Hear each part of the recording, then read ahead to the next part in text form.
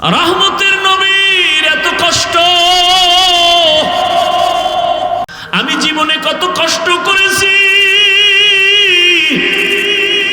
তায়েফের জমিনে দাওয়াতে গিয়েছি, কাফেরেরা ওরা বাচ্চাদের লেলিয়ে দিছে। আব্দুল্লাহর ছেলে মুহাম্মদ মক্কার পাগল পাথর মা। ও আয়েশা, তুমি জানো আমার শরীরে মশা পড়া হারাম, মাছি পড়া হারাম। আয়েশা, তুমি জানো আমার ঘাম থেকে মিশকের ঘেরান আসে। আল্লাহ আমার এত আদর করে বানাইছেন, সূর্যের গরমে যেন আমার কষ্ট না হয়। দয়াময় আল্লাহ একটা মেঘের খণ্ড আমার মাথায় ছাতা হিসাবে দিয়ে দেয়। আমি মোহাম্মদ যেখানে কদম দেই সেই জায়গা থেকে মিশকের ঘেরান আসতে থাকে। কেমন মায়ার নবী! ওই তায়েফের ময়দানের বাচ্চাগুলো যখন পাথর মারা শুরু করলো বৃষ্টির মতো, আমার শরীরে একটা মশাও কামড় দেয় না, মাছিও কামড় দেয় না। বরং আমি যখন রাস্তা দিয়ে হাঁটি, দুপাশের গাছগুলো নত হয়ে আমাকে সালাম জানায়, সাপ আমারে বাতাস দেয়। কিন্তু ওই কাফেরের সন্তানরা আমাকে এমন পরিমাণ পাথর মারতেছে, আমার নরম শরীর ফেটে ফেটে রক্ত পরে জুতা আটকায় গেছে। আমি চোখের পানি ছেড়ে কাঁদি। ওই কাফেরের সন্তানেরা পাথর মারে, আর আমি এক কদম দু কদম দিয়ে মক্কার দিকে কদম বাড়াচ্ছি আর কান্না করি। এমন সময় জিব্রাইল আমিনের আগমন হয়ে গেল। জিব্রাইল এসে বলেন, ইয়া রাসূলুল্লাহ, আপনি চোখের পানি ছেড়ে কাঁদবেন, আমার আল্লাহ বরদাস্ত করবে, হতেই পারে না।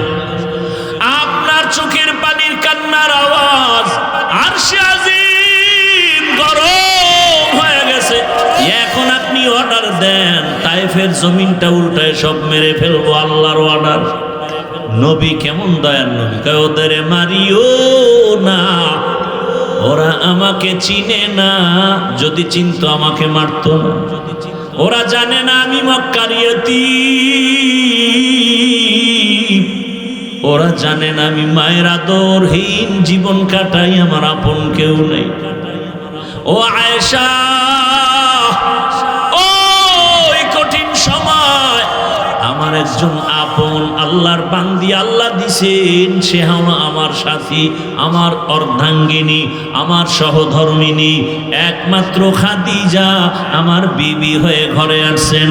40 বছরের খাদিজা, আমি মোহাম্মদ 25 বছরের বয়সে বিবাহের বন্ধনে আসলো। খাদিজা আসিয়া আমার সব অসহায়ত্ব দেখা তার যত সম্পদ সব আমি রহমতের নবীরে হাদিয়া দিয়ে দিয়েছি। আরবের সব মানুষ খাদিজাকে জানে, চিনে, ধনাঢ্য নারী, কেউ তার সাথে কথা বলে না, খারাপ বলে না।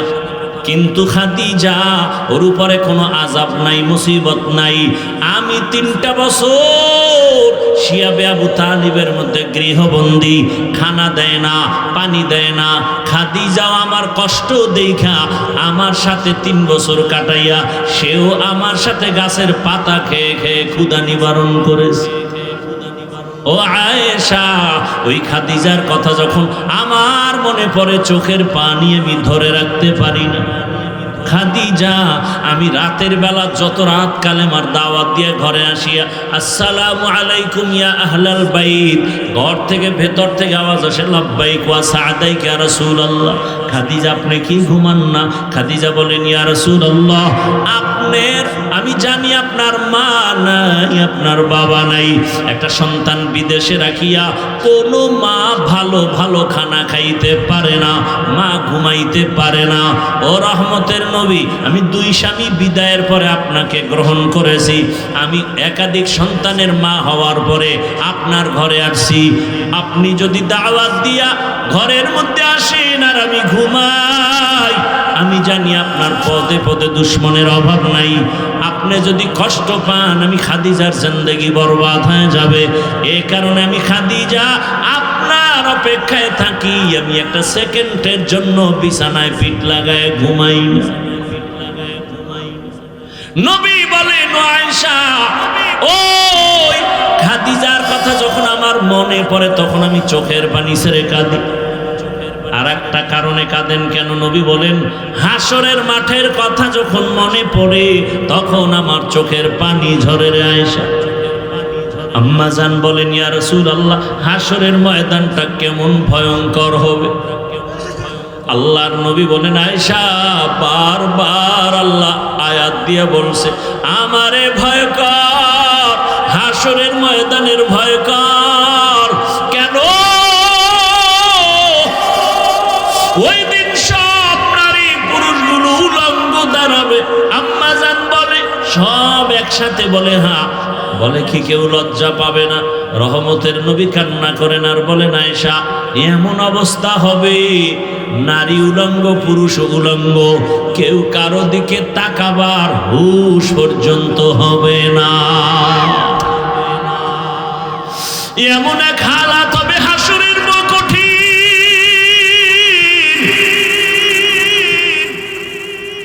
ওই দিন কেউ কারো দিকে তাকাবার হুঁশ হবে না। রহমতের নবী পর্যন্ত কাঁদেন, চোখের পানি ছেড়ে কান্না করেন। ও আয়েশা, হাসরের ময়দান তেমন কঠিন হয়ে যাবে, আমার আল্লাহর আদালত চলবে। সব মানুষগুলো আল্লাহর আদালতের সামনে দাঁড়াবে। আল্লাহ অর্ডার করবে, সূর্য তাড়াতাড়ি নিচে নেমে আসো, তাড়াতাড়ি সূর্য নিচে নেমে আসো। নিচে নেমে আসার পরে আল্লাহ অর্ডার করবে, সূর্য যত তাপ আছে সব তাপ জমিনের উপরে ছেড়ে দাও। নবী কান্না করেন আর বলেন, আয়েশা, সূর্যের তাপে মাটির জমিনটা তামা হয়ে যাবে, মানুষগুলো এতটা কষ্টের উপরে দাঁড়ায় থাকবে। ওদিকে জাহান্নামের আওয়াজ শুরু হয়ে যাবে। হাসরের ময়দানে জাহান্নামের এত কঠিন আওয়াজ, চিৎকার দিয়া বলবে, হে মালিক, বেনামাজি গুনাহগার গুলো কই, তাড়াতাড়ি আমার পেটে দাও, আমার পেটে বড় ক্ষুধা। আল্লাহর নবী বলেন, আয়েশা, তখন আমার আল্লাহ অর্ডার করবে, এ ফেরেশতা, ৭০,০০০ শিকল লাগায় জাহান্নামের গলায় বাঁধো, পিছনে ধইরা রাখো, সামনে যেন আসতে না পারে। জাহান্নাম যদি সামনে হাজির হয় আমি বিচার কার্য শেষ করতে পারবো না। জাহান্নাম ৭০,০০০ শিকল লাগাইয়া ফেরেশতারা পেছনে টানতে থাকবে, ধরে রাখতে পারবে না। এদিকে নবী বলেন, আমার আল্লাহ রাগান্বিত হয়ে যাবেন। আল্লাহ নিজে রাগ হয়ে একটা কঠিন আওয়াজ দিবেন, কুদরতি আওয়াজ, লিমানিল মুলকুল ইয়াউম লিল্লাহিল ওয়াহিদিল কাহ্হার। আমার আল্লাহ এমন আওয়াজ দিবেন, হাসরের ময়দানটা থরথর করে কেঁপে উঠবে। নবীরা গুনাহ নাই, তারাও কান্না শুরু করবেন। মুসা নবী কান্না করবেন, আমার উপায় কি হবে? ঈসা নবী কান্না করবেন, তার উপায় কি হবে? আদম নবী কাঁদবেন, নূহ নবী কাঁদবেন, ইব্রাহিম নবী কান্না করবেন। আম্মা জান আয়েশা বলেন, ইয়া রাসূলুল্লাহ, এমন কঠিন হালাতের সময় আপনি কি করবেন? আল্লাহর নবী বলেন, আয়েশা, যখন নবীরাও কান্না শুরু করবে, হাসরের করুণ অবস্থা শুরু হয়ে যাবে মাঠে, কেউ কারো একটু ছায়াও দিবে না। সূর্যের গরমে নাফরমান গুনাহগারের মাথার মগজগুলো ভাতের মারের মতো ফুটতে থাকবে। ও নবীরা পর্যন্ত কাঁদবেন, জাহান্নামের চিৎকারে হাসরের মাঠ কাঁপতে থাকবে। এমত অবস্থায় নবী বলেন, আমিও সহ্য করতে না পারিয়া আমি আমার মাওলার সামনে মাকামে মাহমুদে সিজদায় পড়ে কাঁদব। আমিও কান্না করে বলবো, আল্লাহ, জাহান্নামের ফিরাও, জাহান্নাম যেন সামনে আগাইতে না পারে। মুসা নবী কাঁদবেন নিজের জন্য, ঈসা নবী কাঁদবেন নিজের চিন্তায়, ইব্রাহিম কাঁদবেন নিজের চিন্তায়, আর আমি মুহাম্মদ যত কাঁদবো একবারও আমারে নিয়ে আমি চিন্তা করব না। আমি সিজদায় পড়ে কাঁদবার বলবো, আমার উম্মত, আমার উম্মত, আমার উম্মত, আমার একটা উম্মত যেন জাহান্নামে না যায়। আমার উম্মত জাহান্নামে গেলে আমি জান্নাতে যাব।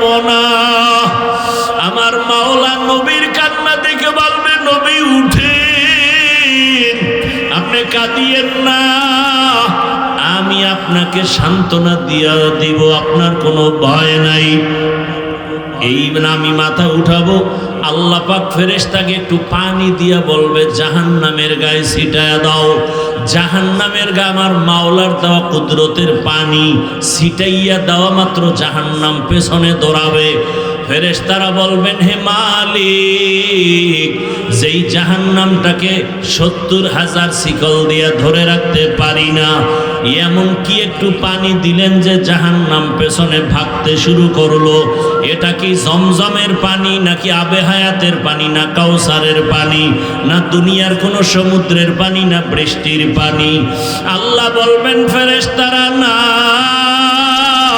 এটা জমজমের পানিও না, কাউসারের পানিও না, আবে হায়াতের পানিও না। এই পানি আমার মায়ার নবীর গরিব ইয়েতিম গুনাহগার উম্মতের চোখের পানি। ওই রাজৈরের ঈদগাহে বসিয়া আমার রাসূলের আশিক গুনার কথা স্মরণ করে হাসরের মাঠের ভয় অন্তরে নিয়ে চোখের পানি ছাড়ছে। আর আমাকে বলছে, ও দয়ার মালিক, দুনিয়াতে টাকা পাইলাম, বাড়ি পাইলাম, গাড়ি পাইলাম, ছেলে পাইলাম, বিবি পাইলাম, কিন্তু আমারে টাকার মালিক কে বানাইলো, বাড়ির মালিক কে বানাইলো, ছেলে আমারে কে দিল, মেয়ে আমাকে কে দিল, তারে তো আমি এখনো পর্যন্ত চিনলাম না। ও রাজৈরের বাবারা, জ্ঞান তো জীবনে কম করো না। দুনিয়া চলো, একবারও কি ভাবছো রে মুমিন, তোমারে টাকার মালিক, বাড়ির মালিক, গাড়ির মালিক যে বানাইলেন, তুমি এখান থেকে বিদেশ যাও, বাতাসের সাথে বিমানে বসিয়া যাও, কত বিমান দুর্ঘটনায় মানুষ পর্যন্ত শেষ হয়ে যায়, কত বিমান নিখোঁজ হয়ে গেছে আর খুঁজিয়া পায় নাই। ওরে তোমারে যে এত সুস্থতার সাথে আল্লাহ বাঁচায় রাখলেন, টাকার মালিক বানাইলেন, আজকে তোমাকে আল্লাহ সন্তানের মালিক বানাইলেন, বাড়ির মালিক বানাইলেন, এত কিছু যে দিলেন, তুমি বলো তারই তুমি কি দিয়েছ? একবারও কি তুমি চিনছো? ছেলেরে পাইয়া তুমি কত আনন্দ করো, মেয়ে পাইয়া তুমি কত মায়া করো, আনন্দ করো। ছেলেরে ছাড়া ভালো লাগে না, বিবি পাইছো, বিবি ছাড়া তোমার মন ভালো লাগে না, টাকা পাইছো, বাড়ি গাড়ি পায় কত আনন্দে জীবন কাটাও। এখন তোমার টাকা পয়সা, বাড়ি তোমার অন্তরে জায়গা নিয়েছো, একবারও চিন্তা করছে এগুলোর মালিক যিনি বানাইছেন তিনি আমার কত মায়ার মালিক, যিনি আমার এত সুন্দর করে বানাইলেন, এত সম্মান দিলেন। ওই আল্লাহর অন্তরে ভয় জমা করিয়া, আল্লাহর আদালতের ভয় অন্তরে নিয়া আল্লাহ বলে, বান্দা এখনো সময় আছে, গুনাহ ছাড়িয়া দাও। निगाहे मुमिन से तू बदल जाती है तकदीर, निगाहे मुमिन से तू बदल जाती है तकदीर, ये बंदा की कुव्वत नहीं कुदरत का इशारा, ये बंदा की कुव्वत नहीं कुदरत का इशारा।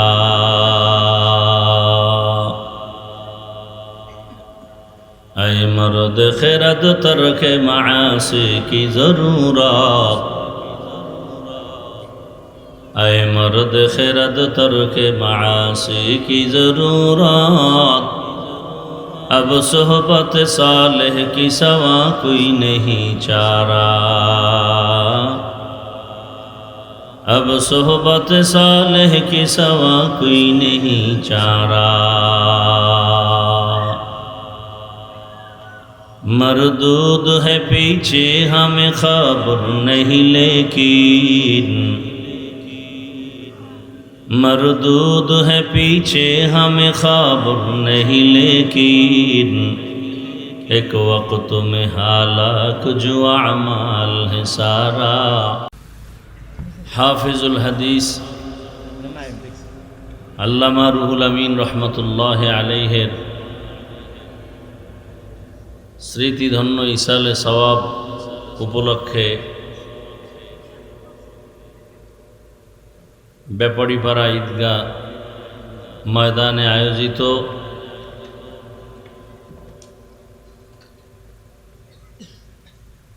5 দিন ব্যাপী তাফসিরুল কোরআন মাহফিল আজ দ্বিতীয় দিন 31 অক্টোবর 2025। মহতি এ মাহফিলে উপস্থিত মোহতারাম সম্মানিত সভাপতি হযরত উলামায়ে কেরাম, অত্র অঞ্চলের বিভিন্ন স্থান থেকে আগত আল্লাহ পাকের আশিকিন, জাকিরিন, শাকিরিন, মুহিব্বিন, মুরব্বিয়ান এজম, কলিজার টুকরা আমার সমবয়সী যুবক বন্ধুগণ, স্নেহের ছোট ভাই, পর্দার আড়ালে মা বোনেরা, আল্লাহ পাকের দরবারে শুকর যে আল্লাহ পাক আমাদেরকে সুস্থ রেখেছেন, আলহামদুলিল্লাহ।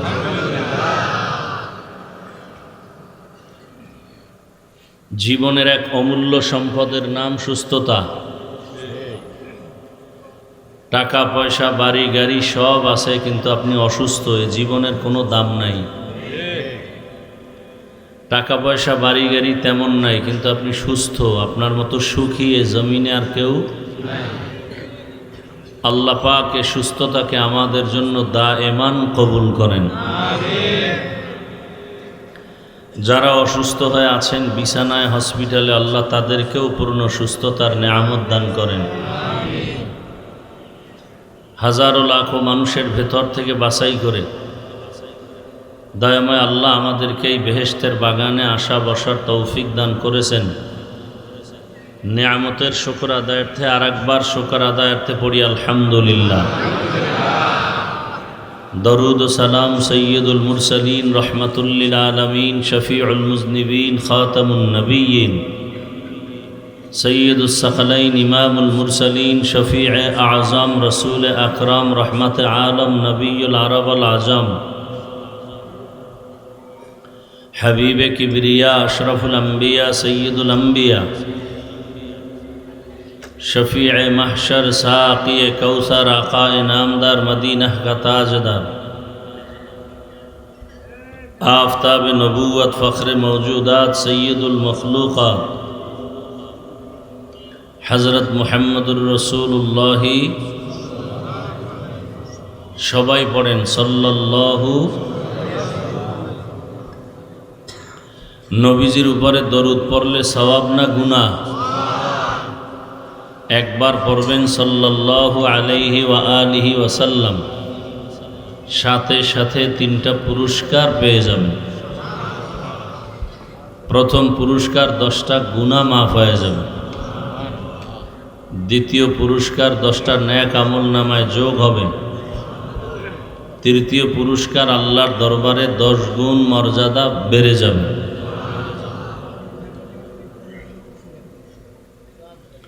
কয়বার পড়লে 3টা পুরস্কার পাবেন?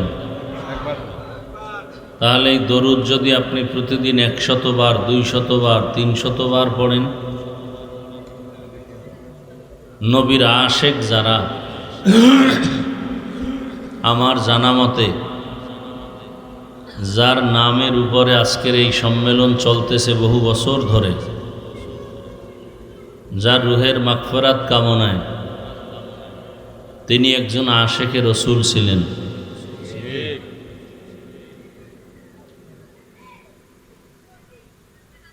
রসুলের আশেক এরা দরুদের আমলটা অনেক বেশি করবে। কত বেশি? উলামায়ে কেরাম বলেছেন কমপক্ষে 300 বার দরুদ পড়া উচিত প্রতিদিন। কতবার? 300 বার। দরুদ এমন একটি পাওয়ারফুল আমল, যার ফলাফল আখেরাতে তো আছেই, দুনিয়াতে আরো অনেক নগদ। তবে দরুদ পড়তে হবে 2টা শর্তকে মেনে। প্রথম শর্ত, নীরবে নিরিবিলে মোহাব্বতের সাথে এবং পবিত্র অবস্থায়। যদি কেউ দরুদ পড়ে একটা তসবিহ হাতে নিয়ে নির্জন সময়, একেবারে কোলাহল মুক্ত সময়, হয়তো ঘুমের আগে, না হয় ফজরের নামাজের পরে, বেশি ভালো আমার মনে হয় ঘুমের আগে যদি জায়নামাজ বিছায়া ওযু করে একটা তসবিহ হাতে নেবেন। কি নেবেন? তসবিহ চিনেন? এই তসবিহ হাতে নিয়ে আমল করা সুন্নতে সাহাবা। তসবিহ হাতে নিয়ে আমল করা কি সুন্নতে সাহাবা, সাহাবায়ে কেরামের সুন্নত। সাহাবায়ে কেরামদের প্রতি যদি কারো আর এই নিয়ত করে যে না সাহাবাদের আমল আমি করব কেন, তাহলে সে মুসলমান হলেও ৭২ দল জাহান্নামীদের অন্তর্ভুক্ত। একটা তসবিহ কিনবেন, আপনার ঘরের মা বোন সবাইকে তসবিহ কিনে দিবেন। তসবিহ টেনে আমল করা সুন্নতে সাহাবা।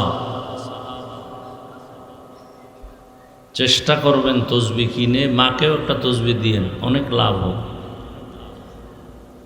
তারাও আমল করবেন। ৩০০ বার দরুদ পড়বেন, সময় থাকলে নামাজে যে দরুদ আমরা পড়ি দরুদ ইব্রাহিমী, সময় কম থাকলে এই সংক্ষিপ্ত দরুদ পড়বেন। এরপরে ওযু অবস্থায় ঘুমিয়ে পড়বেন। ভালো বিছানায় কিবলার দিকে চেহারাটা ঘুরাইয়া লাগাতার যদি আমল করতে পারেন ইনশাআল্লাহ এ দরুদের বরকতে আল্লাহ পাক ঘুমের মধ্যে রসুলের সাথে মোলাকাত করায় দেন। আল্লাহর কাছে সব মানুষ জান্নাত পাবে না। কোন মানুষ আল্লাহর কাছে জান্নাত পাবে? আল্লাহ পাক আর রহমান আল্লামাল কুরআন খালাকাল ইনসান এই আয়াতগুলোর মধ্যে বলে দিয়েছেন কোন মানুষ জান্নাত পাবে। ওখানে মানুষ কাকে বলে বলা হয়েছে? আদম নবীর বংশে মানুষ, এই পরিচয়ে জান্নাত হবে না। তো হিন্দুরাও জান্নাত পাবে, বৌদ্ধরাও পাবে, ইহুদিরাও পাবে। আল্লাহর কাছে ওই মানুষ জান্নাত পাবে আর রহমান আল্লামাল কুরআন খালাকাল ইনসান। ওখানে বিস্তারিত আলোচনা আছে। যেহেতু আমি অন্য আয়াত পড়েছি ওদিকে আর ঢুকবো না। ডিস্টার্ব কেন করেন? এমন কপাল নিয়ে জন্ম নিলেন কেন যে খালি অন্যের ক্ষতিই করে যাবেন? আপনার দ্বারা কেউ দুনিয়াতে উপকার পাবে না। এটা তো একটা বেহেশতের বাগান। এটা তো আপনাদের রাজৈরের ঈদগাহ না, আল্লাহর আরশে আজিমে তো এটা বেহেশতের বাগান। এরকম একটা মজলিস এখন আরশে আজিমে আল্লাহ ফেরেশতাকে দিয়ে মিলাই দিয়েছেন। আল্লাহ ঘোষণা দিতেছেন এখানে যারা আসছে বসছে সবার জীবনের সব গুনাহ মাফ।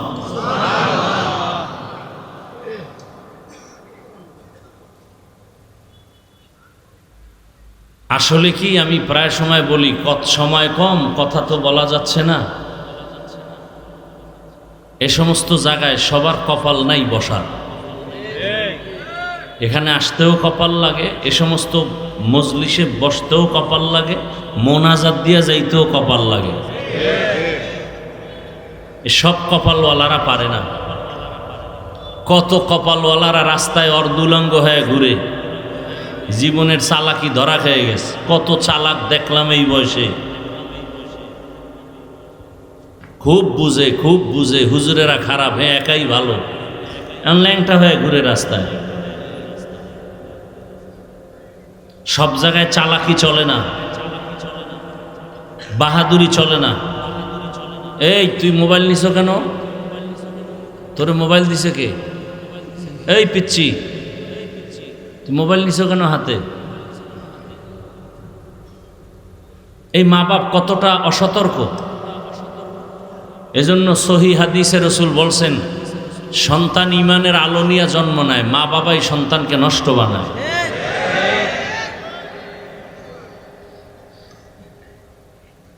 এজন্য কোরআনের আয়াত সূরা আহজাব ৬৭ নম্বর আয়াত, কিয়ামতের দিন বহু সন্তানের কারণে মা বাপকে জাহান্নামে যেতে হবে, শুধু সন্তানের অপরাধের কারণে।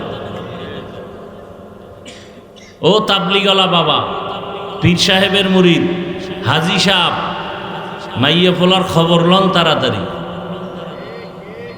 শুধু সন্তানের অন্যায়ের কারণে বাবার জাহান্নামে যেতে হবে, মাকে জাহান্নামে যেতে হবে। আল্লাহ হেদায়াত দান করুন।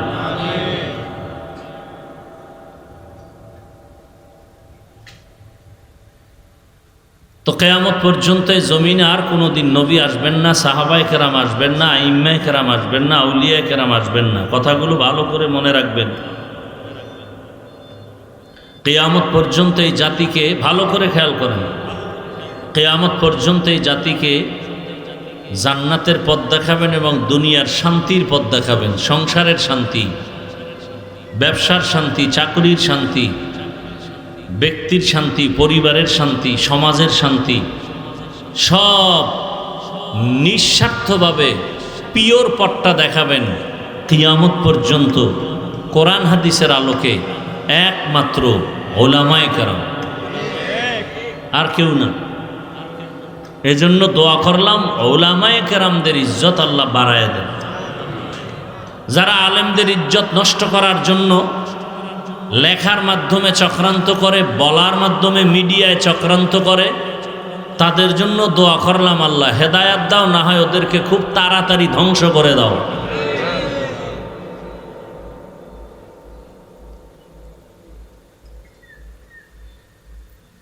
যে যতই বাহাদুরি করেন, এ জাতির জন্য ওলামায়ে কেরাম ছাড়া আপন কেউ নাই, সব স্বার্থপর। নিঃস্বার্থভাবে মানুষকে শান্তির পথ দেখাবে একমাত্র উলামায়ে কেরাম। এর বাহিরে কোনো শান্তির পথ নাই, সব ধান্দাবাজি।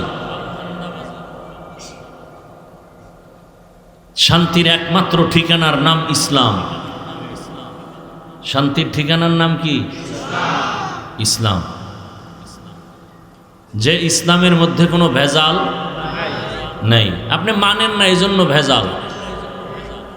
ইসলাম তো ভালো, আপনি মানেন না। ইসলাম তো এমন ইসলাম যেখানে গালি দেওয়ার অনুমতি নেই। ইসলাম তো এমন পবিত্র যেখানে কারো উপরে জুলুম করার অনুমতি নেই। ইসলাম তো এমন সুন্দর এক ধর্ম যেখানে কারো সাথে দেখা হলেই সালাম দাও, কর্মচারী কাজ করে ঘাম ঝরার আগে বেতন দাও। এটাই তো ইসলাম। ইসলাম যদি থাকে, ইসলাম কি বলে? ও বড়রা, ছোটকে স্নেহের নজরে দেখো। ও ছোটরা, বড়কে শ্রদ্ধার নজরে, সম্মানের নজরে দেখো। তো বড়রা যদি ছোটকে আদর করে, তার উপরে জুলুম করবে? ছোটরা যদি বড়দেরকে শ্রদ্ধা সম্মান করে, তাহলে তার উপরে হামলা করবে? এর নাম ইসলাম। এজন্য আমি চ্যালেঞ্জ দিয়ে বলেছি, ঢাকায় যতদিন পর্যন্ত জমিনে ইসলাম কায়েম হবে না, ততদিন পর্যন্ত শুধু চাপাবাজির আওয়াজ শুনবা, শান্তি কপালে আসবে না। চাপাবাজি চলবে, শান্তি নাই। শান্তির একমাত্র ঠিকানার নাম ইসলাম। ইসলামের সঠিক পথ দেখাবেন উলামায়ে কেরাম, আর কেউ না। সব ধান্দাবাজ।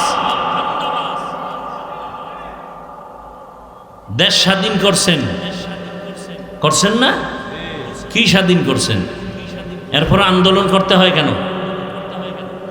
স্বাধীন যদি করে থাকেন, আমার বোন ধর্ষিতা হয় কেন?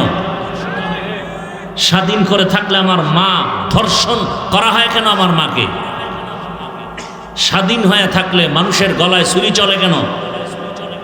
স্বাধীন হয়ে থাকলে ব্যবসায়ী দিব্যি আরামে ব্যবসা করতে পারে না কেন? বুঝে গেছি এই স্বাধীন, এই স্বাধীন স্বাধীন না। নতুন করে আর একটা স্বাধীন করতে হবে। সেই স্বাধীন হবে ইসলামের স্বাধীন।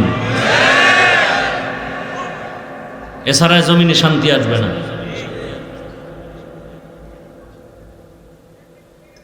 কেরোসিনের পাত্রে মধু রাখলে কোনোদিন এই মধু খাওয়ার যোগ্য হবে না। শিয়ালের হাতে মুরগি আমানত দিলে কয়দিন থাকবে? হ্যাঁ, বড় কঠিন, কিন্তু বড় কঠিন। আল্লাহ হেদায়াত দান করুন।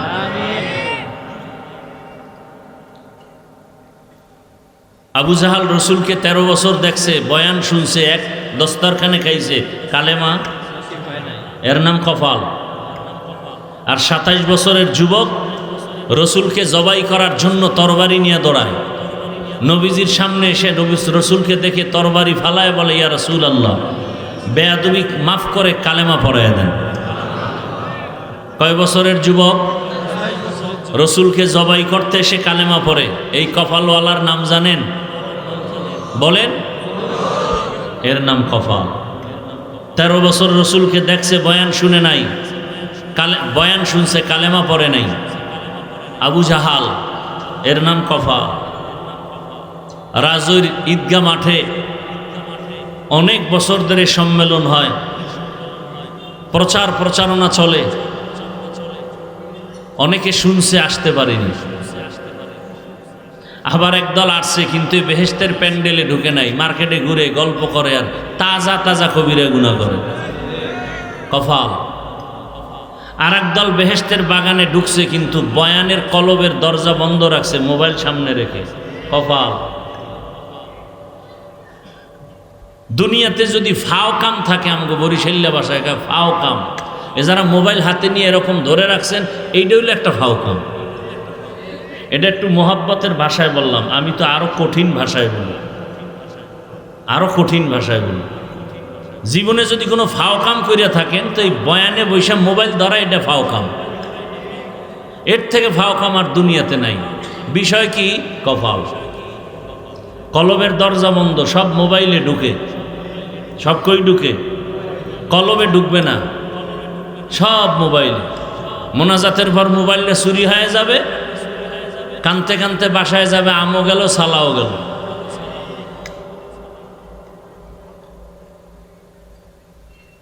একটা লোককে যদি আমি প্রশ্ন করি, আপনি মোবাইল আনছেন কেন ওয়াজের প্যান্ডেলে, একটা লোক যৌক্তিক কোনো জবাব দিতে পারবে না। বলার দায়িত্ব আমার, মানবেন কিনা সে দায়িত্ব আপনার।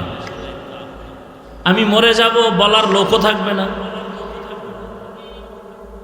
বলনেওয়ালাদের মরে যাবে, কণ্ঠ বন্ধ হয়ে যাবে। বলনেওয়ালার মানুষের অভাব, শোনার মানুষের অভাব, বিরোধিতার মানুষ বেশি।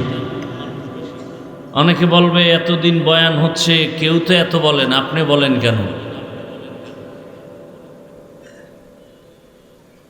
অন্যায় করবে এতে দোষ নাই, বললাম কেন সেটা দোষ।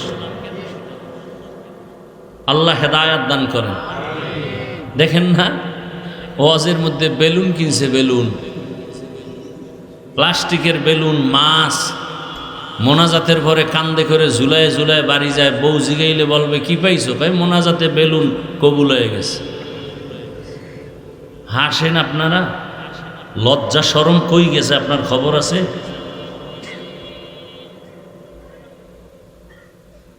আল্লাহ হেদায়াত দান করুন। এটা একটা থানা শহর না? তো অজ উপলক্ষে আলাদা মার্কেট কেন? সেখানে মহিলারা ঘুরবে কেন? যুবতীরা ঘুরবে কেন? যুবকরা ঘুরবে কেন? কি তাহলে এটা বেহেশতের বাগান, ওটা জাহান্নামের টুকরা। পরীক্ষা চলতেছে। কি চলতেছে? কেমন পরীক্ষা জানেননি? চারিদিকে দাঁড়ানো, মাঝখানে বাইতুল্লাহ। কি দাঁড়ানো? চারদিকে আমি পিশাব ঘুরি, ডানে মহিলা, বামে মহিলা, সামনে মহিলা, পেছনে মহিলা, সামনে আল্লাহর ঘর। চিন্তা করতে পারেন কেমন কঠিন পরীক্ষা চলতেছে। আল্লাহর ঘর এখানে দাঁড়ানো। আর ভাই কথা বলেন না, কি বলি শুনেন। আল্লাহর ঘর বাইতুল্লাহ, যে ঘরটা দেখলেই সওয়াব, দেখলেই সওয়াব, দেখলেই সওয়াব। অথচ ডানে মহিলা, পেছনে মহিলা, সামনে মহিলা, বামে মহিলা। ওদিকে আল্লাহর ঘর আমার চোখের নজরে, অনবরত আল্লাহর রহমত অবতীর্ণ হইতেছে। এখান থেকে পাশ হয়ে আসলেই তুমি জান্নাতি, এখানে ফেল করলে তুমি ফেল। ওয়াজের প্যান্ডেলও আছে, জাহান্নামের প্যান্ডেলও আছে। বাড়ির থেকে বলে আসছো রাজুর ওয়াজে যাই, কপাল কোন দিকে ঢুকছে হিসাব মিলাও। পরীক্ষা চলতেছে, পরীক্ষা। কেউ ওয়াজের থেকে তওবা করে কান্না করে গেছে, ফজরে মসজিদে হাজির। আর কেউ ওয়াজের থেকে বাদাম, জেলাফি, চানাচুর আর বেলুন লয়ে বাড়ি গেছে, ফজরে আর মসজিদের খবর নাই। পরীক্ষা চলতেছে, কে কোন দিকে ঢুকবা? মন্দিরেরও দরজা খোলা, মসজিদেরও দরজা খোলা, কই ঢুকবা? ওয়াজের প্যান্ডেলও খোলা আর জাহান্নামের প্যান্ডেলও খোলা। সেখানে ওয়াজের আওয়াজও পাবা, জেলাফিও পাবা, বোনাস বেগানার চেহারাও পাবা। ঢুকো, ওদিকে যাও, ওখানে 3টা ওয়াজ আছে, খাওন আছে, দেখন আছে। এখানে খাওন নাই, ওয়াজ আছে, দেখাও নাই, বেগানা নাই। এই কথাই 5 দিনে কেউ বলবে না, একজনও বলবে না, আরে চিন্তাও আসবে না। আল্লাহ আমাকে হেদায়াত দান করেন, আল্লাহ ময়দানের সবাইকে আল্লাহ কবুল করেন। রাগ করতেছেন? আমার ওয়াজে সব হেদায়াত, এত সোজা। আমি নিজে হেদায়াতের উপরে নাই, আপনারা হেদায়াত হবেন কি? আল্লাহ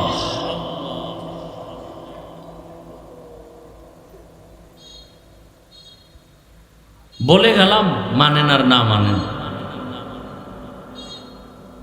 কথাগুলো তো মনে থাকবে এক সময়। মরে গেলে তো শুনবেন, অন্তত অন্তর থেকে একটু দোয়া পাবো, এটা আমার 100 বিশ্বাস আছে। সেই দোয়াটা আমার খুব দরকার হবে কবরে, এজন্য বলে যায়। আর আসলে কি, প্রত্যেকটা ব্যক্তির একটা মূল থাকে, মূল। আগুনের মূল কি? গরম। বরফের মূল ঠান্ডা, ঠিক না? আসলে প্রত্যেকটা ব্যক্তির একটা মূল। আমি হাফিজুর রহমান এই যাদের সোহবাত পেয়ে এখানে আসছি, যে সমস্ত আল্লাহওয়ালা, এদের অভ্যাস, এদের আখলাক কেমন ছিল, এদের সামনে কেউ কথা বলতে এসটান উঠায় মারত। পান খাইব তার সামনে বইয়া, বয়ানের টাইমে কেউ আবার চা টানবে। আর তাদের বয়ান এমন চলতো যে গলা কাটা মুরগির মতো মাঠের মানুষগুলো চিৎকার দিতেছে। সুদখোর বয়ান শুনে কান্না করে মোনাজাত দিয়া জামা টুপি কিনে এরপরে বাড়ি গেছে। তাদের লাত্তি খেয়ে আসছি আমি এখানে, থাপ্পড় খেয়ে আসছি এখানে। আমার আব্বা বলতেন, আব্বা তো এখনো বেঁচে আছেন, যার কথা বলতেছি, মাঠের মানুষ গলা কাটা মুরগির মতো কাঁদতেছে। আব্বা বলতেন, তাকায় দেখি ওই আল্লাহর ওলির মাথা বরাবর উপর একটা নূরের আলোর মতো একটা ডাইরেক্ট আসমান বরাবর একটা আলো দেখা যায়। এগুলি বুঝার মানুষ নাই, এই বুঝার মানুষ নাই, বলারও মানুষ নাই, বিরোধিতা করার মানুষের অভাব নাই। এটা বুঝবেই তো না কি কয়। অনেকে ভাবতেছে এটি কি বলি, রুহানিয়াত কি জিনিস এটা বুঝারই মানুষ নাই। এজন্য তো এখানে বৈশাই বললাম, কার নামে এখানে ওয়াজ মাহফিল হয়? কার নামে? হাফিজুল হাদিস আল্লামা রুহুল আমিন। কে সে?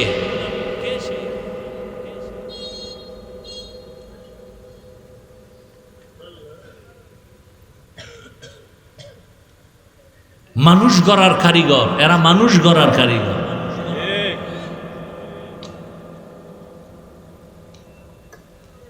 আর আমরা ওয়াজ করতেছি ঘন্টাকে ঘন্টা, টাইম কম, আরো বাড়াও, বয়ান আরো বেশি করেন।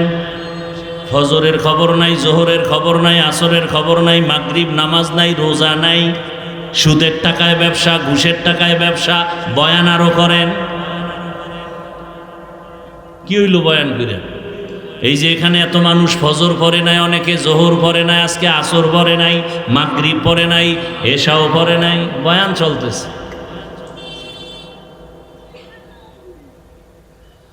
কপাল কপাল, জানি না এই মাঠের মধ্যে আবু জাহালের কপালওয়ালা কারা আর ওমরের কপালওয়ালা কারা।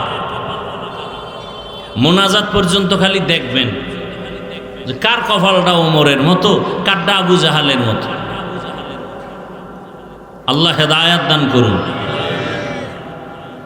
খুব রাগ করতেছেন আপনারা,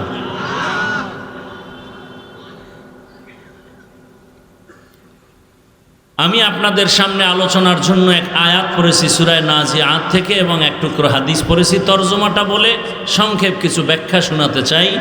ওমা তৌফিকি ইল্লা বিল্লাহ। কে তৌফিক দিবেন? হ্যাঁ, বক্তার এলেম দিয়ে বয়ান হয় না। ছোট ছোট কিছু কথা বলতেছি, মনে রাখবেন। বক্তার এলেমের জোরে ওয়াজ হয় না, আমলের বাহাদুরিতে ওয়াজ হয় না। দুই পুঁজি থাকলে সেখানে ওয়াজ হয়, না হয় আওয়াজ হয়। আওয়াজ ওয়াজ বুঝেন? এটা কোন থানা? ভালো করে বুঝেন। এখান থেকে একটা যুবক অপরাধী পুলিশে ধরে থানায় নিয়ে গেল। থানায় নিয়ে এমন বেতের বাড়ি দিছে, কিন্তু কোনো কান্না নেই। হয় না? হয় না? ভালো করে বুঝেন। আল্লাহ পশুকে বুঝার মতো ভালো মন্দ যাচাইয়ের জ্ঞান দেননি, আল্লাহ মানুষকে দিছেন। একটু বুঝেন। ওয়াজ তো আপনারা আমার থেকে বেশি জানেন, একটু বুঝেন। আমাদের থেকে ওয়াজ আপনারা কম জানেন না, তারপর আমরা আপনাদের বয়ান করি কেন? আমি যে আল্লাহকে মানি, আপনিও তো সে আল্লাহকে মানেন, নাকি আপনার আল্লাহ আরেকজন? আপনার নবী আমার নবী, আল্লাহ, কোরআন, হাদিস, কাবা, ধর্ম, কালেমা, দুনিয়াতে আসা, বিদায়বেলা কাফনের সংখ্যা, কালার, কবরের সাইজ, কবরের প্রশ্ন 3টা। তা আপনাকে বয়ান করব কেন? আপনি তো আল্লাহ মানেন, নবী মানেন, হাদিস মানেন, কোরআন মানেন, কিয়ামত মানেন, জান্নাত মানেন, জাহান্নাম মানেন। বয়ান তো করব তাদেরকে যারা আল্লাহ চিনে না, নবী চিনে না, কোরআন বুঝে না, হাদিস বুঝে না, ওদেরকে। আপনাকে বয়ান করব কেন? অথচ আপনাকে বয়ান করব কেন না? আপনার পিছে ঘুরতে ঘুরতে কুত্তার মতো 12 মাস ঘুরতে ঘুরতে নিজের পরিবারের খবর নেওয়ার সময় নাই, খানার সময় নাই, ঘুমের সময় নাই, এরপরও ফলাফল 0। বলে নামাজ না পড়লেও দিল পরিষ্কার আছে না নাই? অথচ রসুল বলেন মুসলমান আর বেঈমানের মাঝখানের প্রাচীরের নাম নামাজ। মুসলমানকে নামাজ ছাড়ে না, বেঈমানকে নামাজ পড়ে না। বাইনাল আবদি ওয়া বাইনাল কুফরি তারকুস সালাহ। আল্লাহ হেদায়েত দান করুন।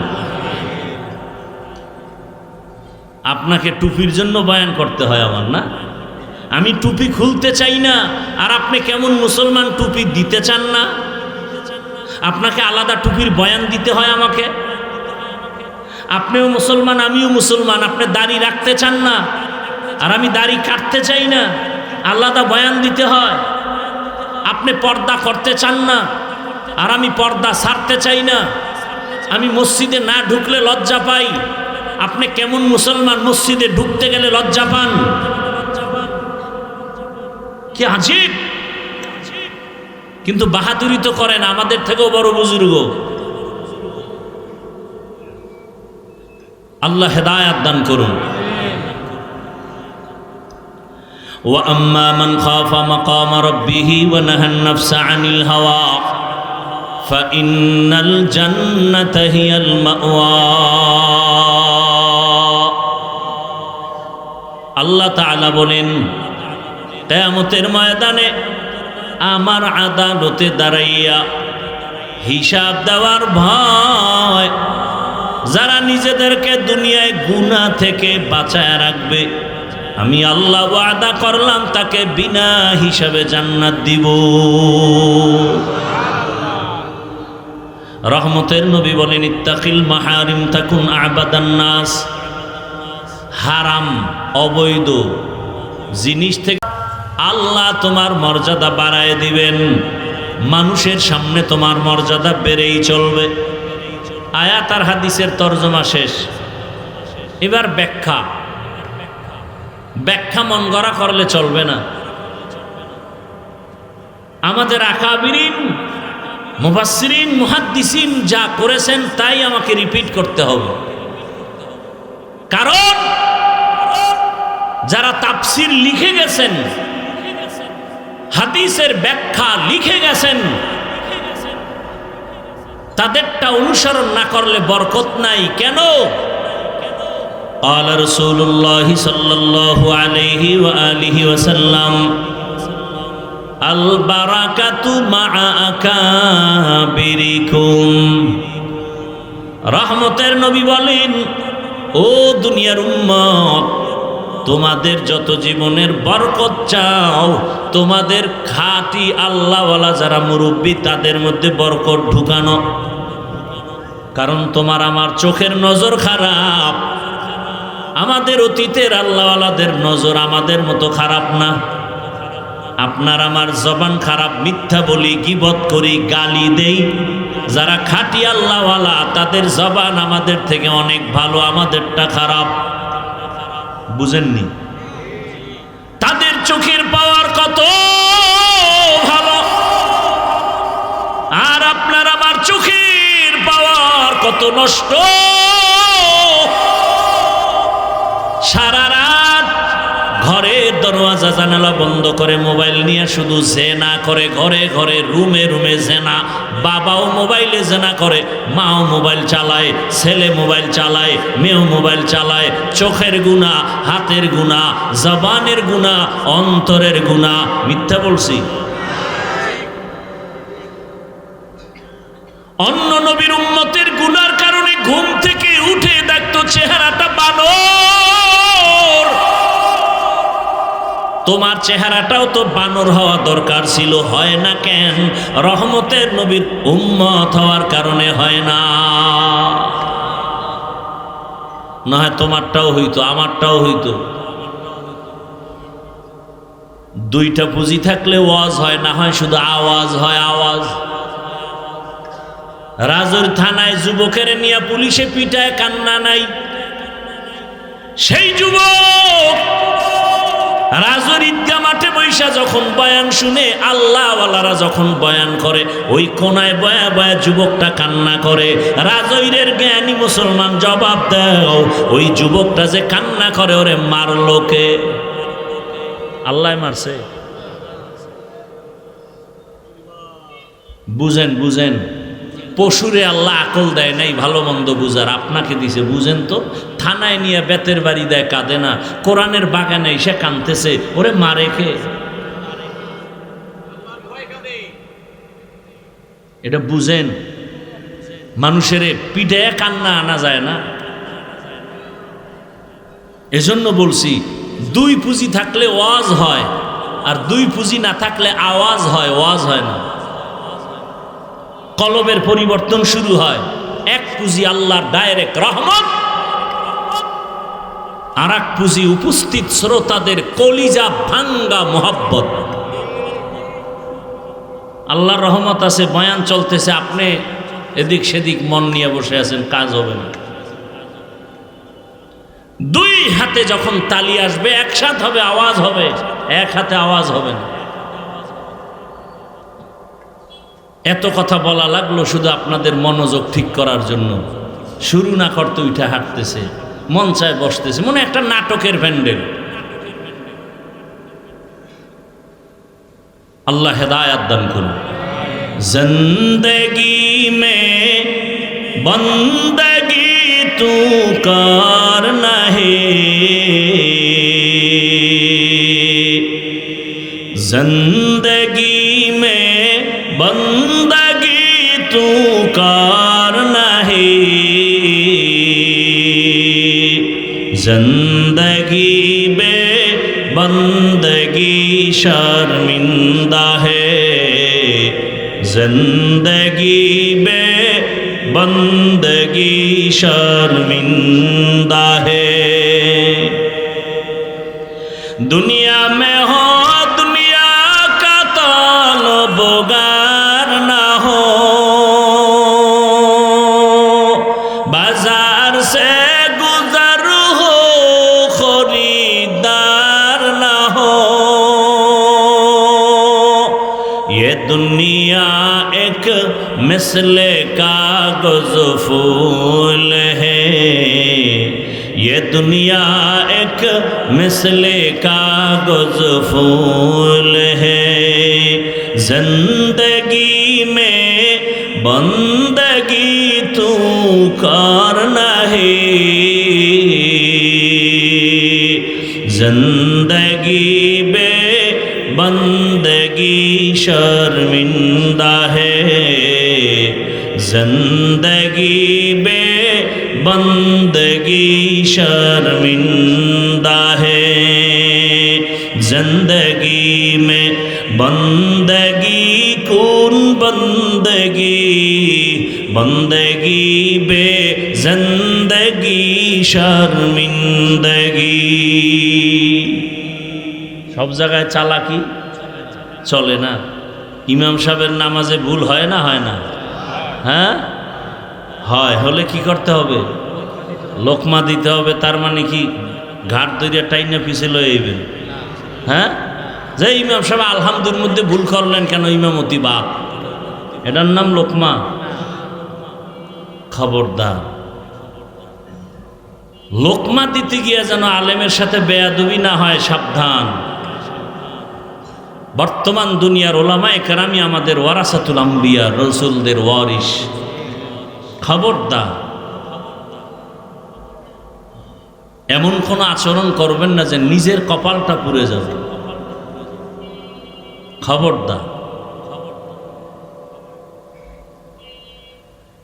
আল্লাহ বললেন হাসরের ময়দানে আমার আদালতে দাঁড়াইয়া হিসাব দেওয়ার ভয়ে দুনিয়াতেই যারা নিজেদেরকে গুনাহ থেকে বাঁচাবে আমি তাদের বিনা হিসাবে জান্নাত দিয়ে দিই। এবার হাসরের ময়দানের ভয় কেন? হাসরের ময়দানটা কি? হাসরের ময়দান কেন? হাসরের ময়দানটা কিভাবে? এই তিন কথার জবাব দিতে গেলে আমার দীর্ঘ টাইম দরকার। আমারও ধৈর্য নাই, আপনাদেরও ধৈর্য নাই। আল্লাহ সবাইকে হেফাজত করেন। তারপরে সংক্ষেপে একটু টাচ দিয়ে যাব। হাসরের ময়দানের আল্লাহর আদালতে দাঁড়াইয়া হিসাব দেওয়ার ভয়। হাসরের ময়দান আল্লাহর আদালত কেন? হাসরের ময়দান কি? হাসরের ময়দানটা কিভাবে হবে? এই দুনিয়ার সমস্ত পৃথিবী নামক গ্রহ হবে হাসরের মাঠ। এই জমিন হবে হাসরের মাঠ। বাইতুল্লাহর একটু দূরে আরাফার ময়দান হবে, আল্লাহর স্টেজ হবে আদালত। কেউ বলেছেন সিরিয়ার জমিন হবে আদালত, জমিন হবে হাসরের মাঠ। কিয়ামতের মাঠ কেন? হাসরের মাঠ কেন? ইনসাফের বিচার করার জন্য কিয়ামতের মাঠ দরকার, দুনিয়ায় হবে না। দুনিয়ায় ইনসাফ করা যায় না। ইনসাফের জন্য একজন আর একটা আদালত দরকার। ওই আদালতের নাম কিয়ামতের আদালত। যে আদালতের মধ্যে এমন এক হালাত, যেই বয়ান করতে গিয়া রহমতের নবী নিজেও কান্না করতেছেন। এমন ভয়ঙ্কর হাসরের মাঠ। আম্মা জান আয়েশা রাদিয়াল্লাহু তাআলা আনহা বলেন, মাঝে মাঝে আমি তাকায় দেখতাম রহমতের নবী আমার হুজরায় বসে গুনগুন করে মাঝে মাঝে কান্না করতেন। প্রশ্ন করতাম, ইয়া রাসূলুল্লাহ, আপনি আমার রুমের মধ্যে বসে মাঝে মাঝে গুনগুন করে কেন কাঁদেন? কি বেয়াদবি আমি করেছি? রহমতের নবী বলেন, আয়েশা, আপনার কোনো বেয়াদবি হয় নাই। নবীর ব্যবহার কত সুন্দর। সেই নবীর আদর্শ যেখানে আছে সেখানে শান্তি, যেখানে নাই। দেখেন না রাজৈরের মাঠে কোনো নেতায় যদি এতগুলো মানুষ জমা করতেন, কত পেরেশানি। এই মানুষগুলো আসার জন্য গাড়ি দেওয়া লাগতো, ফ্রি। আপনাকে ফ্রি গাড়ি দিছে। বসার জন্য ভিআইপি চেয়ার লাগতো, আপনাকে ভিআইপি বিছানা দিছেনি। বলতে গেলে দুনিয়ার থার্ড ক্লাসের বিছানা আপনাদের জন্য। অন্তরে কোনো কষ্ট নাই। আবার এখানে আসার পরে নেতা সাহেবের আবার নাস্তা দেওয়া লাগতো ফাঁকে ফাঁকে, না হয় চেয়ারের বাড়ি। কি সিস্টেম দেখেন নাই? কথা বলেন না কেন? খালি প্যাকেট ভাগে কম পাইছে, বাইরে বেরি শুরু, বাতাসে খালি চেয়ার উড়ে চেয়ার। দেখছেন না এগুলো?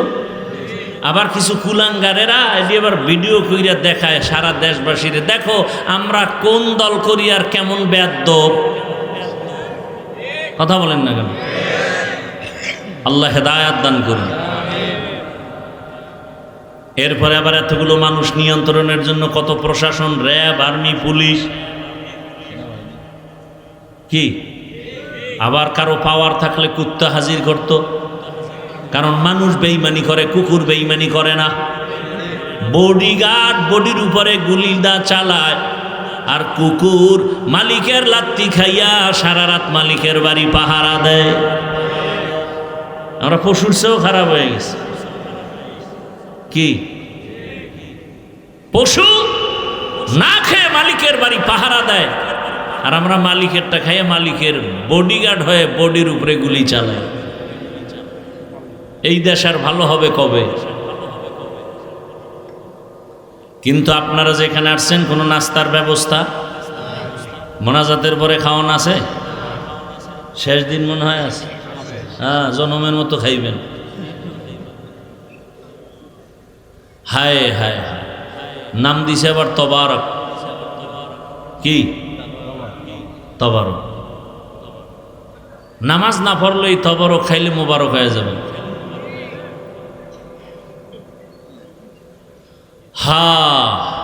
নাস্তারও কোনো চিন্তা নাই, এতগুলো মানুষের জন্য কোনো নিয়ন্ত্রণের জন্য কোনো প্রশাসন আসেনি, পুলিশ আসেনি।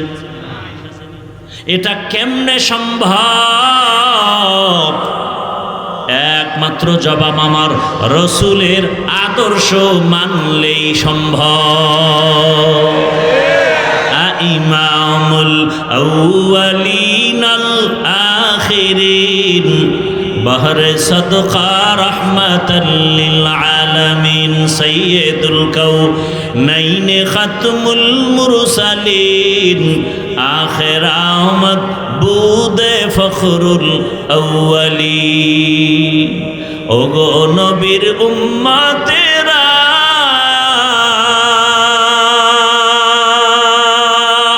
হয়ে আজি দিশাহারা,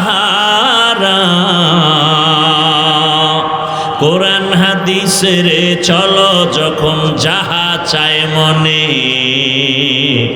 নবী বিনে কে দাঁড়াবে পুলসিরাত মিজানে, নবী বিনে কে দাঁড়াবে পুলসিরাত মিজানে। হাসরের ময়দানের কথা বলতেছিলাম। আম্মা জান রহমতের নবীকে জিজ্ঞাসা করলেন, পয়গম্বর কান্না করার কারণটা কি জানতে চাই। রহমতের নবী বলেন, হে আয়েশা, তুমি কোনো বেয়াদবি করো নাই। আমি কান্না করার দুইটা কারণ,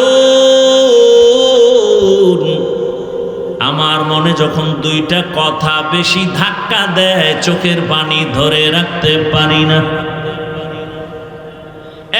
এক, তুমি আমার সুখের দিনের বিবি, কিন্তু আমার জীবনের বেশিরভাগ আমার দুঃখে দুঃখে কাটিয়েছে। খানাও পাই নাই, বাবাও পাই নাই। এমন একদিন আমার ক্ষুধার কারণে পেটে আমি দুইটা পাথর বেঁধেছি, খানা আমাকে দেওয়া হয়। রহমতের নবী ঘর থেকে বের হলেন, পেটে ক্ষুধা।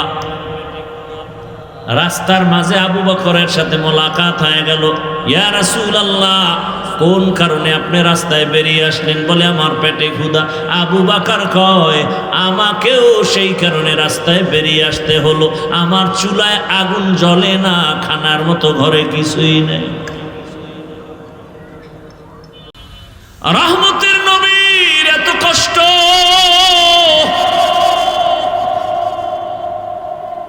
নবী বলেন, আয়েশা, ওই সময় আমি দুনিয়াতে আসি একদিন আব্বা বলে ডাক দিতে পারি নাই। 6 বছর আমি মা হারায়, মায়ের আদর থেকে বঞ্চিত। 8 বছরে আমার দাদাও হারাইলাম।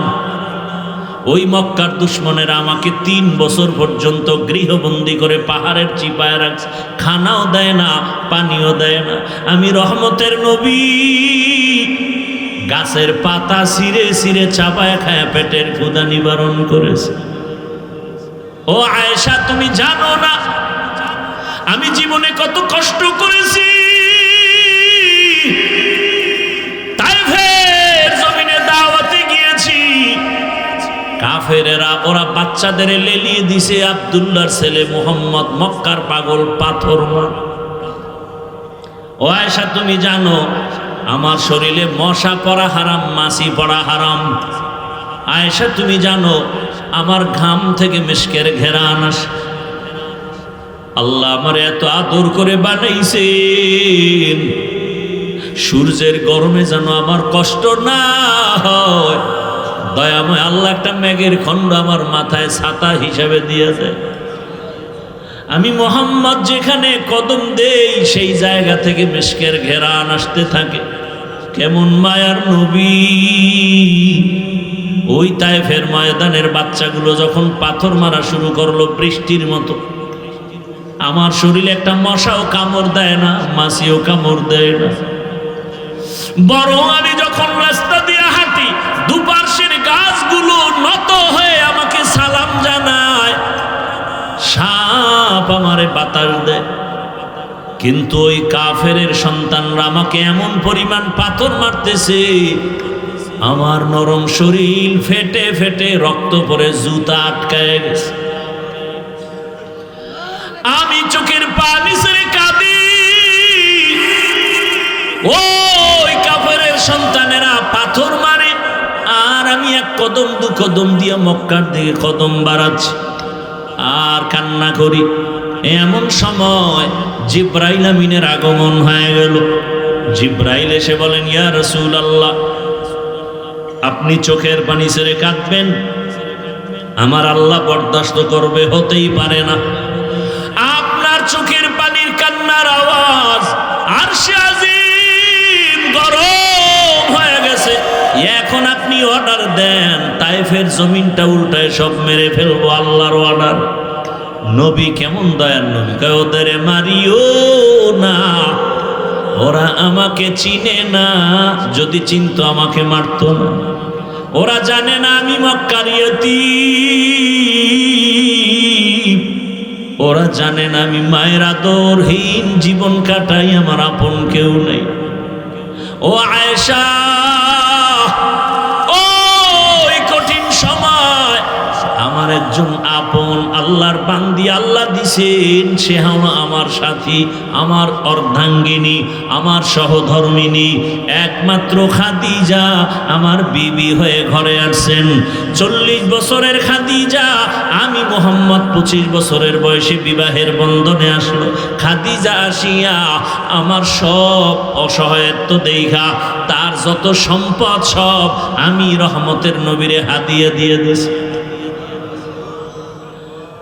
আরবের সব মানুষ খাদিজাকে জানে, চিনে, ধনাঢ্য নারী, কেউ তার সাথে কথা বলে না, খারাপ বলে না। কিন্তু খাদিজা, ওর উপরে কোনো আযাব নাই, মুসিবত নাই। আমি 3টা বছর শিয়াবে আবু তালিবের মধ্যে গৃহবন্দী, খানা দেয় না, পানি দেয় না।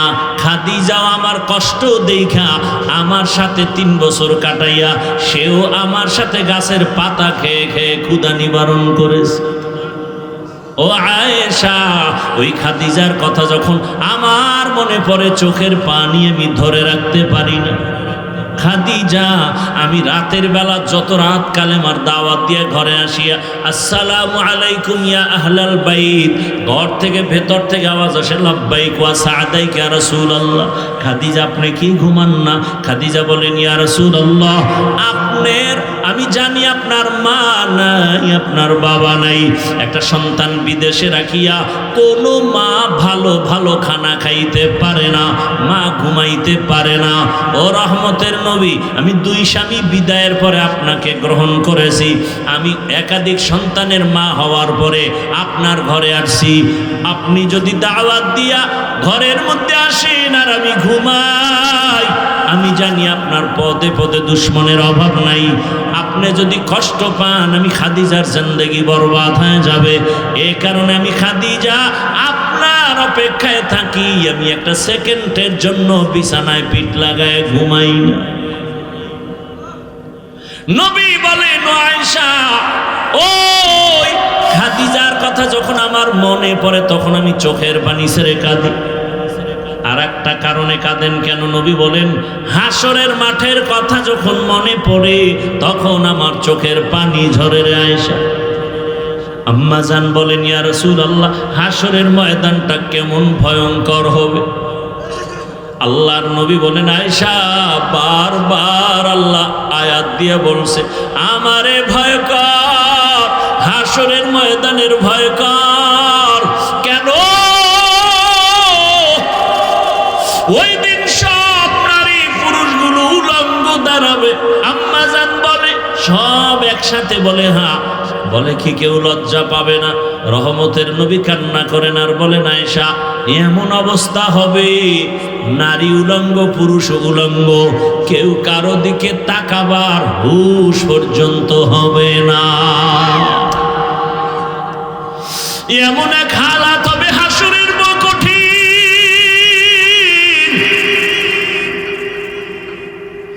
ওই দিন কেউ কারো দিকে তাকাবার হুঁশ হবে না।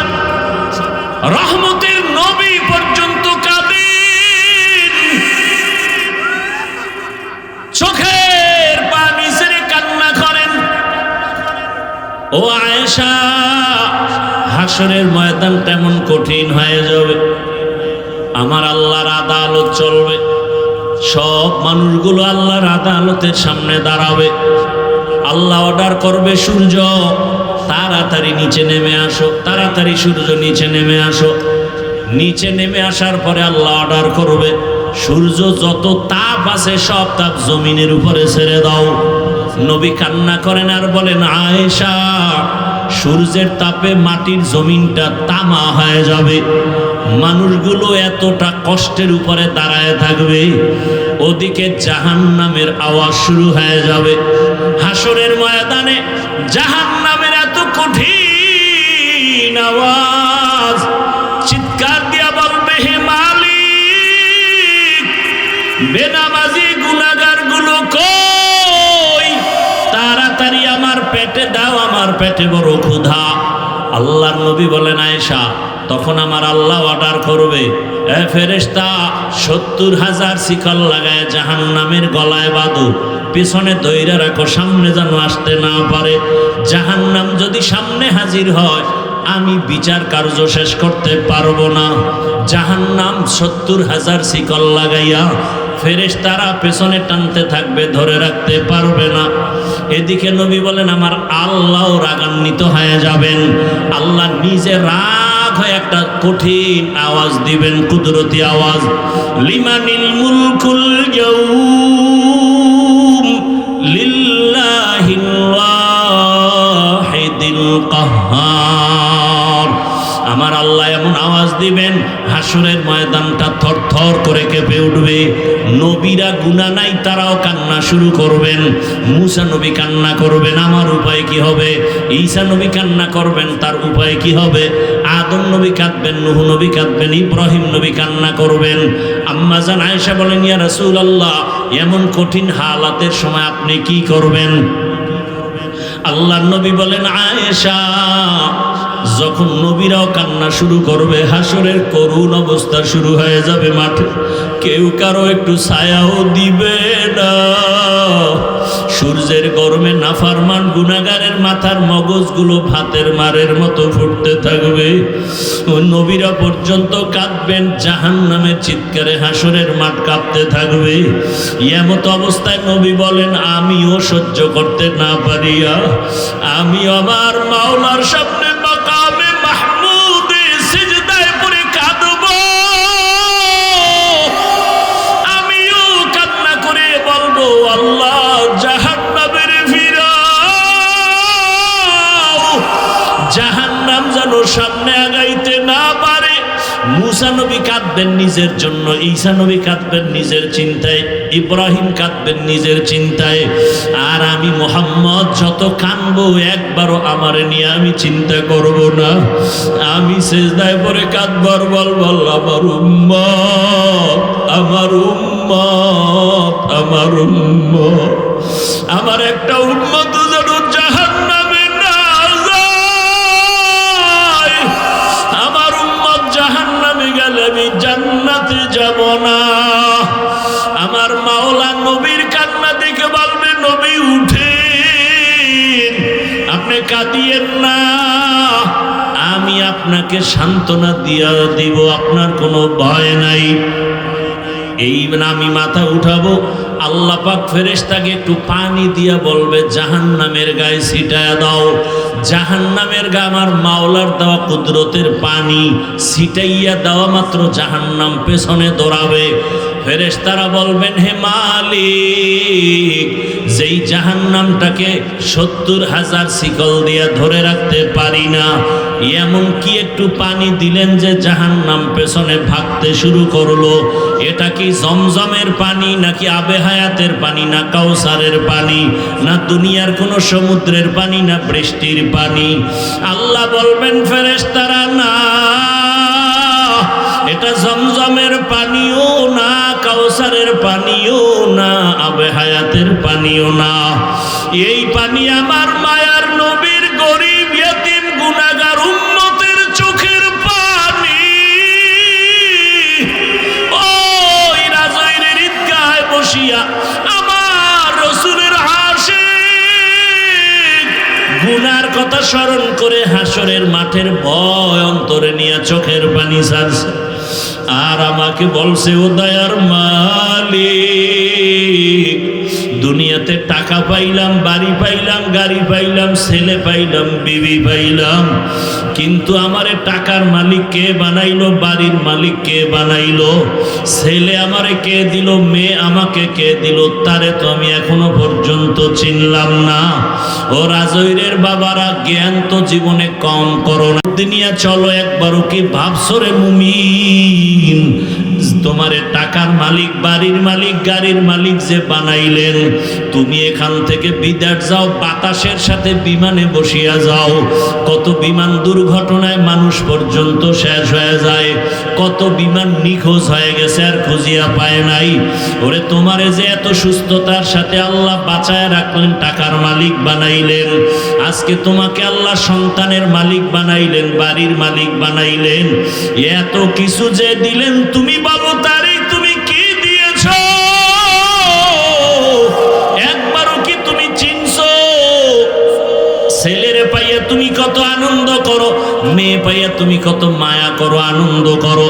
ছেলেরে ছাড়া ভালো লাগে না, বিবি পাইছো, বিবি ছাড়া তোমার মন ভালো লাগে না, টাকা পাইছো, বাড়ি গাড়ি পায় কত আনন্দে জীবন কাটাও।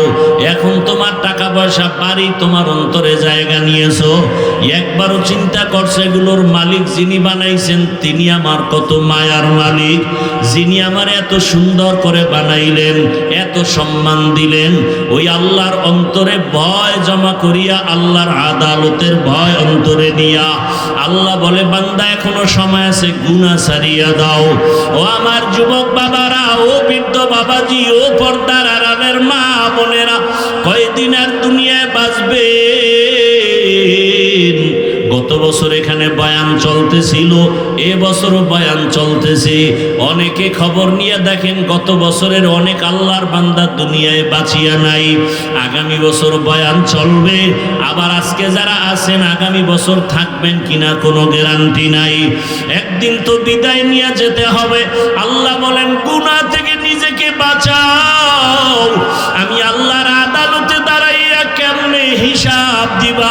যেই আদালতে নবীরাও কান্নায় বিভোর, ওই সময় যদি তুমি গুনাহগার হইয়া আমার আদালতে দাঁড়ায় যাও, নামাজের আমল নাই, রোজার আমল নাই, তেলাওয়াতের আমল নাই, জিকিরের আমল নাই, পর্দার আমল নাই, বরং মানুষের উপরে জুলুম, মা বাবার হক আদায় করো না, ভাইয়ের হক আদায় করো না, বোনের হক আদায় করো না, স্ত্রীর হক আদায় করো না, সন্তানের হক আদায় করো না, প্রতিবেশীর হক আদায় করো না, আল্লাহর ভয় না নিয়ে যদি কবরে যাও, হাসরের ময়দানে দাঁড়াও, আমার আল্লাহ তাআলা সাথে সাথে ঘোষণা দিয়া জাহান্নামের হ্যান্ডকাপ লাগায় দিবেন।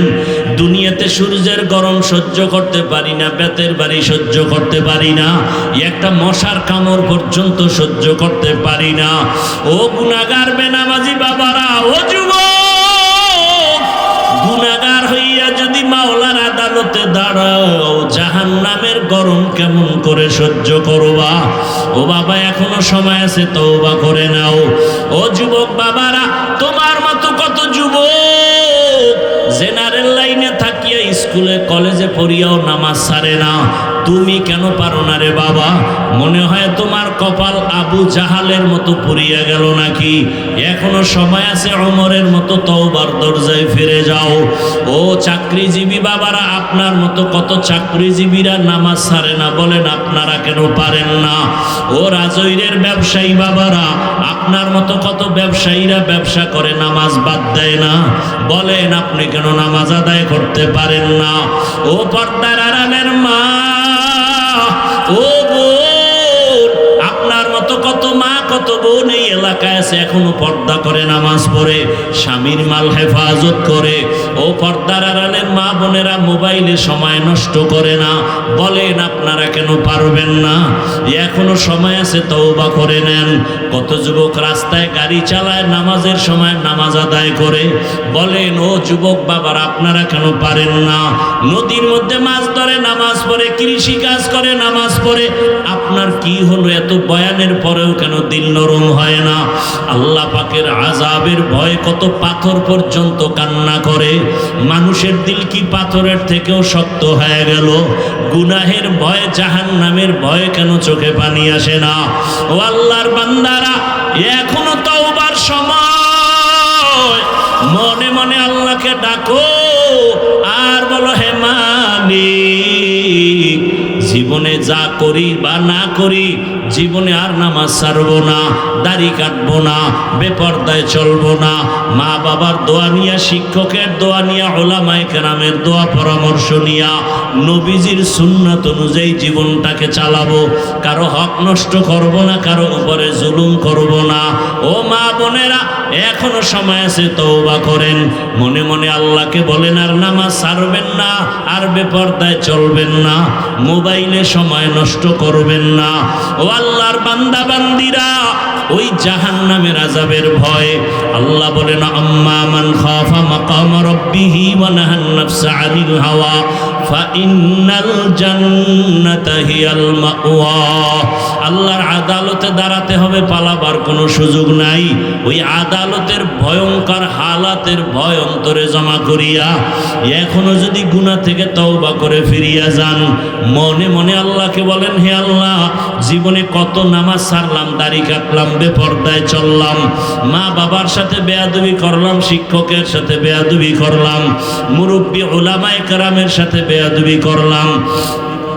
আজকে থেকে তওবা করে নিলাম, মরিয়া গেল আর চাকরি করি, ব্যবসা করি, নামাজ ছাড়বো না, আর গুনার পথেও যাব না। তওবা যদি অন্তর থেকে করেন, আল্লাহ ওয়াদা করেছেন, তোমার তওবা কবুল করে জান্নাতি খাতায় নাম উঠাইয়া আমি হাসরের ময়দানে তোমাকে বিনা হিসাবে জান্নাত দিয়া দিব। অন্তর ঘুরাইয়া আমার আল্লাহকে মন খুলে বলেন, দুনিয়ায় সময় তো কম দিলেন না, ওই রং তামাশার পেছনে কম ঘুরলেন না, মনে চাইছে সারা রাত মোবাইল চালাবেন তো কম চালাইলেন না, মনে চাইছে নামাজ পড়বেন না, কতবার নামাজ ছেড়ে চলে গেলেন, মনে চাইছে পর্দা করবেন না, কতবার বেপর্দায় আড্ডা দিলেন। আল্লাহর ওয়াস্তে এখনো সময় আছে, তওবা করেন। আল্লাহর মোহাব্বত নিয়া, হায়াতের মালিক আমার আল্লাহ, ইজ্জতের মালিক আমার আল্লাহ, রিজিকের মালিক আমার আল্লাহ। মন খুলিয়া ওমরের মতো তওবা করে ফেলেন। আল্লাহকে বলেন, আর জীবন চলিয়া গেল, হুকুম মানব, নবীর তরিকার বাহিরে চলবো না। ও আল্লাহ, আমাদের সবাইকে তওবাওয়ালা জিন্দেগি দান করেন। আয় আল্লাহ, তওবার উপরে মজবুত হইয়া নেক আমল নিয়ে নবীর আদর্শ মেনে চলার তৌফিক দান করেন। আমিন।